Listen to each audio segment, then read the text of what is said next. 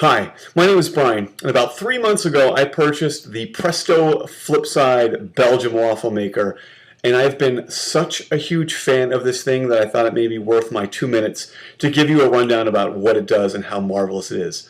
I'm a cooking moron, and this thing bangs out wonderful waffles. And so what I've done for you today is I've made my waffle batter. It's right here.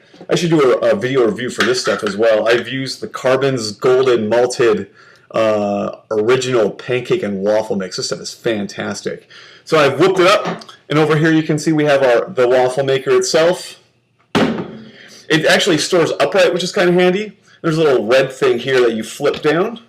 So we're going to flip it down like so. The top does get pretty hot, so you got to be careful with it. We're just going to move it up like so. And we're going to add our batter. It's usually about a cup of batter for a good waffle. So we'll add that in.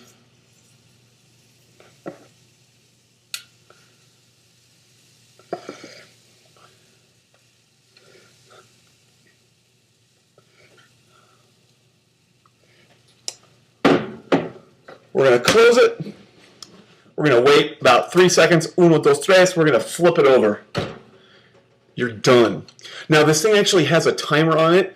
It comes with a little battery to place in there. I've never actually used the timer. It just doesn't seem to make any sense. So you can program it for 2 minutes or 3 minutes. It'll beep whenever it's done.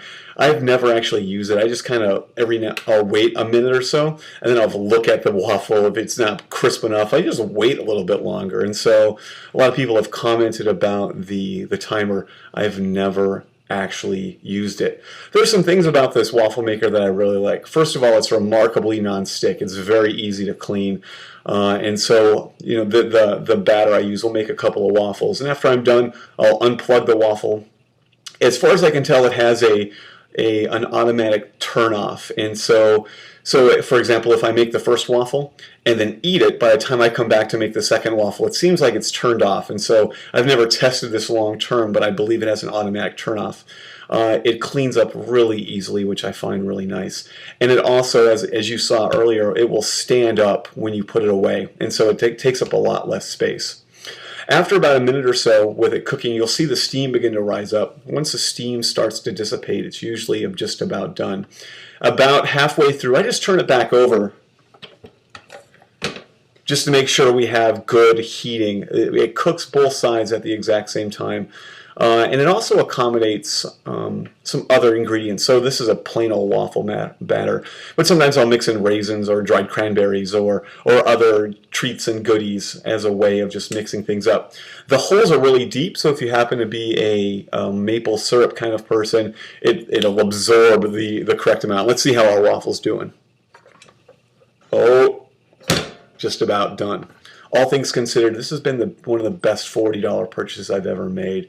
The waffles come out marvelous, and I think part of that's enhanced by the waffle batter I use. But the iron itself is certainly top-notch. I'm not an enthusiastic 5-star giver most times, but I've really enjoyed this. And if it were to die today, I'd buy another one tomorrow. I mean, the way I look at it, for 40 bucks, that's going out for breakfast 4 times. And if I do this once a week, I save myself some pretty good money. So let's see how our waffle is. That, my friends, is quality waffle goodness.